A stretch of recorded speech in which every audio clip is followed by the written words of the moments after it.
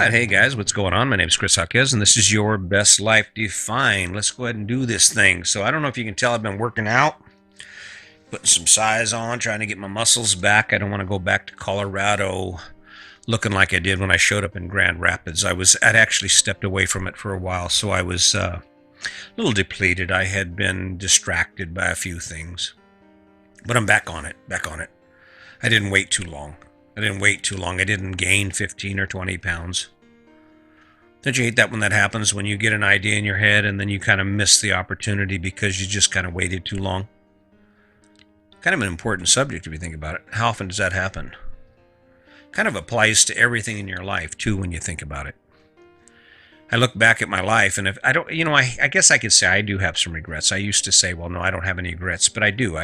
Just like everyone else, there's just things I would have changed about my life. I waited too long to become who I've become now. I did. I was this angry, broken man, and I waited too long. I should have been on a quest sooner. I guess that's the issue. I can't imagine how much more time or how much more enjoyable my time would have been with my family and especially my dad. My dad spent a lot of time supporting me and watching me go through the crap I was going through. And I know it added years to him because, being a parent now, I worry about my kids.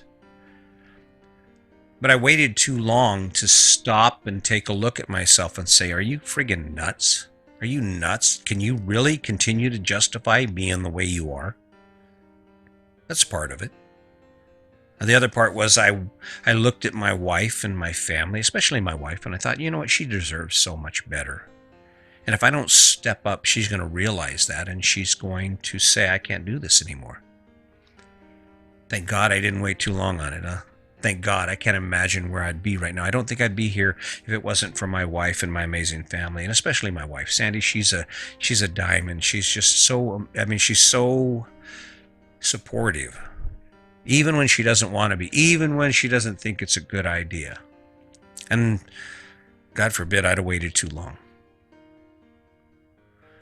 You ever hanging out with people? You hang out with people we travel, so we've lost a lot of connection with a lot of friends. It's partly because we travel, and it's partly because it's hard for a lot of people to look at the story that we're telling and not have a little bit of irritation with it one way or the other. Whether it's, well, how can they do that, or why it can't be that much fun, and it all stems, in my opinion. Now, you can argue with this if you want, and you can say, well, no, that's not true. But I think in a lot of ways, it stems from them looking at us and what we do and realizing that even if they wanted to, they probably wouldn't be able to find the courage to do it. Because big things in your life take courage. And this is one of those things. It took courage to say, listen, we're getting rid of the house and this conventional lifestyle, and we're stepping out. We're going to do it differently. But the good thing is we didn't wait too long. We made the decision and we started taking action on those things we needed to do, and we didn't give two shits about how we felt about it. There was a point when it just didn't hurt anymore. It was just like, okay, this is where we're going and this is the path to get there, right? Will you wait too long on something that you keep talking about? God forbid it's your relationship. You keep talking about to yourself, that self-talk as you're sitting in the car waiting in traffic trying to get to work. It was a crappy weekend because you kind of got sideways over some dumbass shit because you drank too much, and you're sitting in your car and you're like, damn. And Sunday was one of those quiet Sundays where no one really talks. You'll say yes and no, but there's none of that friendly banter because you're both hurt. Or even worse, your partner's hurt and you don't know how to fix it. You don't know how to dig within yourself and do that. God forbid you wait too long. God forbid you wait too long to say, listen, I'll do whatever it takes to change that. I'll do whatever you need me to do. I'll be your first responder. I'll be there for you. Right? So many things in life will pass us by without us even noticing, because the world is so big and there are so many opportunities in it. Imagine if you wait too long to discover that thing that is so amazing you just can't believe it. You're like, oh my God, I could do this forever, right? And there you go. There you go. You're like, oh, daggone, I gotta mow the lawn. I gotta do this. Well, no, I'm gonna do that. I want to play more golf. Oh yeah. And then all of a sudden you get diagnosed with COVID-19 or with heart issues or with cancer. Huh.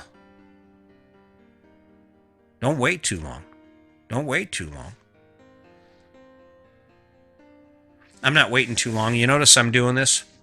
I show up every day and I'm excited about it. Sometimes it's just me. Sometimes I wake up and I'm like, this is just kind of like my job. My job is to show up every day and say, hey, dude, what's up? How you doing? Hey, listen, I'm here just to tell you that no matter how bad it is, it's going to get better if you work for it. No matter how bad you think it is, don't focus on the bad. Focus on what you can do to make it good. Focus on what you can do to make it better. That's really the ticket. And don't wait too long. You know, I think the most ironic thing in life, the most ironic idea that we readily accept is the idea of waiting until we retire to start doing the things we want to do. You can always do the pay as you go thing. I mean, that's what a lot of smart people do. They do the pay as we go thing. And so instead of waiting until they have all the money, you can actually finance your fun shit.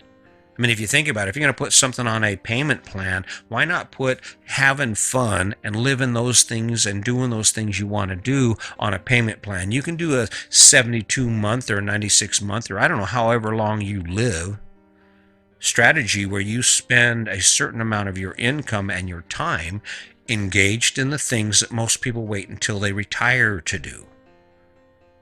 Because what's going to suck is if you get right there and you're like right on that edge. You got the money in the bank, one more year, you're going to retire. Now you can start playing, and then some ugly shit shows up. Some ugly crap life hands you shows up. That's really what it's about, right? You might think you're in control of a lot of things, but you certainly aren't in control of when it ends or how it ends, right? We all know that. So will you wait too long?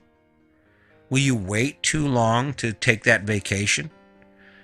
Why, we need just a little more money. We need a little more money. It's scary. I can't do it. Ooh.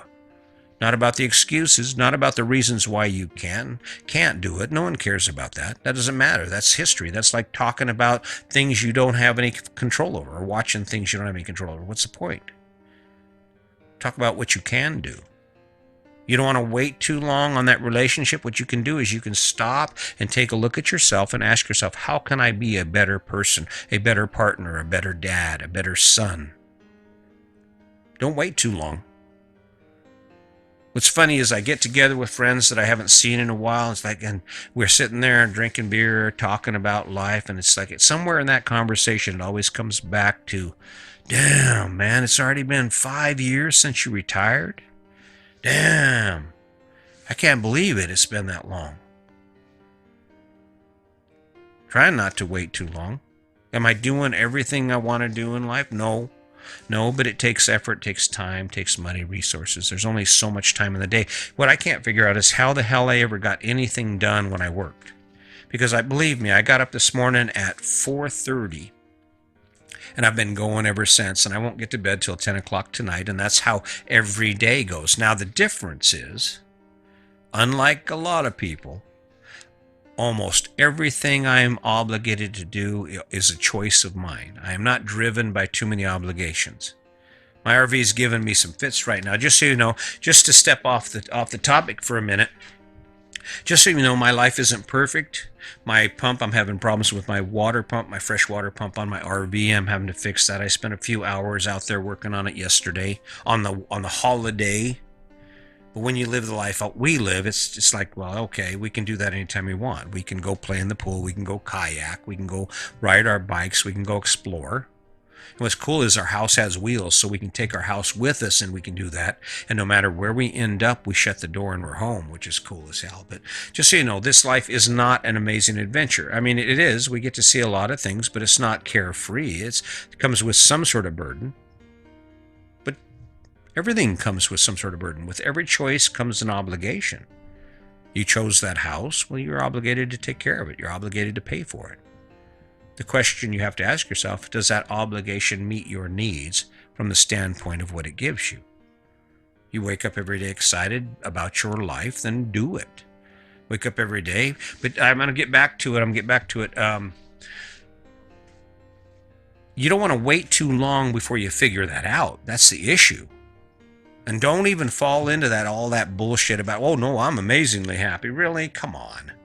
Is it really possible that everyone in the friggin' world is their whole dream is to own a house, car, kids, and work their asses off until they're in their 70s? That's the big dream? Seems to me if that were true, then we would be a lot happier. Then there would be a lot less upheaval and hate. I mean, imagine, there's not too many people who go do what they love to do and are hating on people while they're doing it. I mean, I go kayaking, and there's not one portion of me that wants to get in that hate train where I'm over there, well, kayaking and trying to enjoy my thing, and over there I'm hating on the rest of the world. Maybe you're not doing what you should be doing. Maybe you're not doing what you should be doing or what you could be doing. Scary, I know, because then you got to punch a hole in the wall. You got to look behind the wall. What's back there? Scary, the world. Ooh. I can't go to school. I can't become a professor. I can't step forward. Yes, you can. Until you wait too long. I don't know. Just my ideas, just my thoughts. Show up every day here, and I do what I do because you're worth it. I do what I do because I need to keep my train on the tracks. I need to stay on my path. And the way I stay on my path is I think about certain ideas I have, and I test them. I play them over and over in my head, and I ask myself questions to validate them. And the one thing I know is that there is someone right now who has a whole list of things they plan on doing in the next year. And that someone's life will end today. It'll disappear today. They will disappear. All of those obligations and all of those things and plans they had will disappear right along with them. And they will have no control over it. You're right there in that same boat. Maybe it's time for you to rethink this thing called retirement. Maybe it's time for you to spend the weekend with the boat on the lake with the people you love, and to laugh and to joke and to do a little more of those things. Not all of those things. You're going to have to work. You don't get to step away from your obligations because you have to find a way to earn money. But that doesn't mean after you're done earning that money that you have to work your ass off even more. Why would the last thing you would want to do is buy more work? Now, again, if you're a Better Homes and Gardens person and you just dig everything about your house, then go for it. Do that thing. But I bought work. When I bought that house, I bought remodels, I bought painting, I bought maintenance, I bought all kinds of things that I had to do because I made that choice. Well, I'm not any different now. I have this choice and there's obligations related to this RV, but there's so many other things that I have access to because of it that it's way worth it. It's way worth it to wake up every day and go, yeah, I got this. I think this is cool. I got this. I think I can roll with this. I'm digging this, right? And the cool thing is Sandy and I didn't wait too long.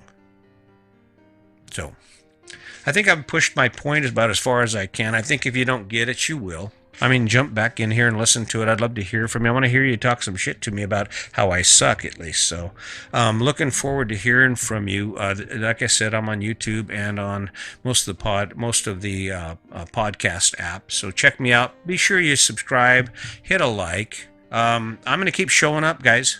I'm going to keep showing up. And if there's things in your life you're waiting on, stop waiting, because you might end up waiting too long. If you're looking to have that better relationship, no matter how great it is, there's always a way to push it to the next level. I know, because I've been from the bottom to the top. And all it takes is that effort. All it takes is that decision for you to say, okay, now I'm here, and this is what I'm going to do to get there. Do it. You're the only one that's standing in your way. And God forbid, don't wait too long. So, until next time, just remember, today's your day. Make it a good one.